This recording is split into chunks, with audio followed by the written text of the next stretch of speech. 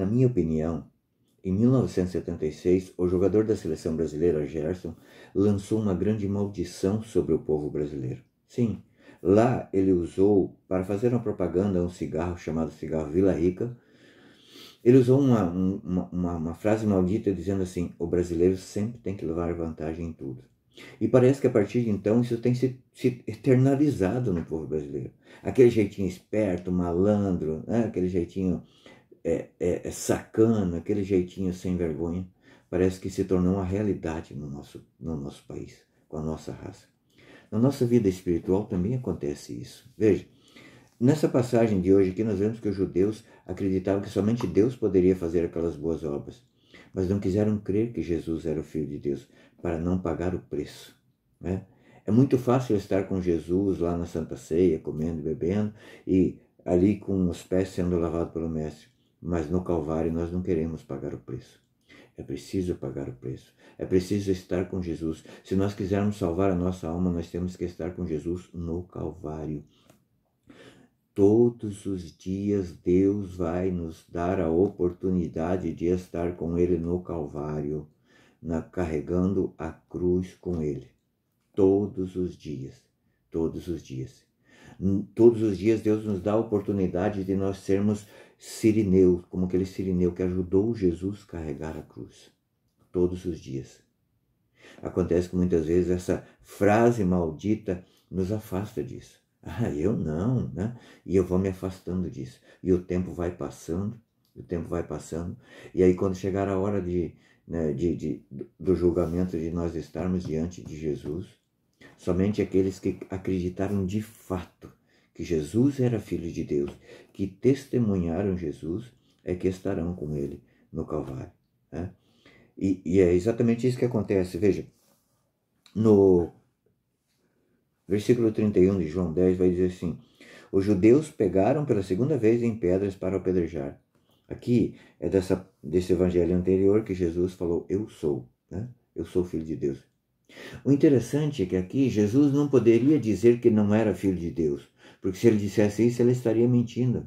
Ele tinha obrigação de dizer que era Filho de Deus, que foi exatamente, né, a armadilha que fizeram para ele, né, que nós vemos na Sexta-feira Santa, que ele foi condenado porque se disse Filho de Deus.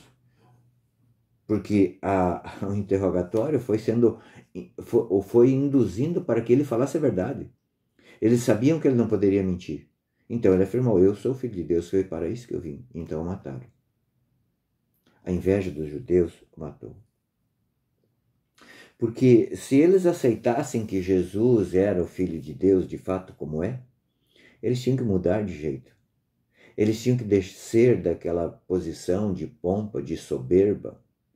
Eles tinham que se desnudar também como Jesus se desnudou, de todas aquelas suas vestes pomposas, de toda aquela pose, né?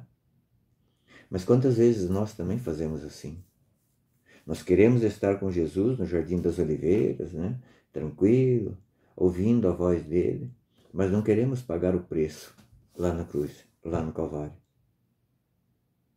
E aí, quando chegar o tempo de nós mostrarmos as nossas mãos para Jesus, daquilo que nós fizemos, como é que vai ser? Como nós vamos justificar o tempo que nós tivemos aqui na Terra? Como nós vamos justificar? Como nós vamos, né, aceitar na hora Jesus dizendo: eu não vos conheço? Triste, né? Nós estamos na quaresma. Nós estamos na quaresma nesse tempo em que Deus, seu coração ainda parece que se engrandece mais de amor por nós. A misericórdia de Deus parece que se derrama ainda mais todos os dias, todos os dias. Essa oportunidade. Sabe por que muitas vezes nós achamos pesado demais fazer jejum, fazer qualquer mortificação? Por falta de amor a Deus. Porque nós temos que entender que a mortificação, o jejum, né, as orações, elas são um caminho de mão dupla. Do mesmo jeito que nós oferecemos a Jesus um pequeno sacrifício, né, Jesus nos dá a graça, uma intensidade muito maior do que nosso pequeno e medíocre, muitas vezes, sacrifício que nós fazemos por amor a Jesus. por amor a Jesus. Nós não podemos amar a Jesus pelo nosso amor. A quaresma é tempo de nós observarmos o tanto que Jesus nos amou no Calvário. É comum, às vezes, a gente estar passando por uma dificuldade e pensar assim, Jesus não me ama. Aqui, ó. Não tem como Jesus te amar mais. Ele se deu tudo, até a última gota do sangue, até a última gota de água. Ele deu a sua mãe, ele deu tudo. Mesmo sendo Deus, ele se despiu de tudo para nos fazer, como diz a Escritura, deuses ou filhos de Deus por adoção. Não desperdicemos isso. O que ele espera de nós é uma abertura no nosso coração para amá-lo e para nos permitir ser amado por ele. É isso que ele quer de nós nessa quaresma. Né?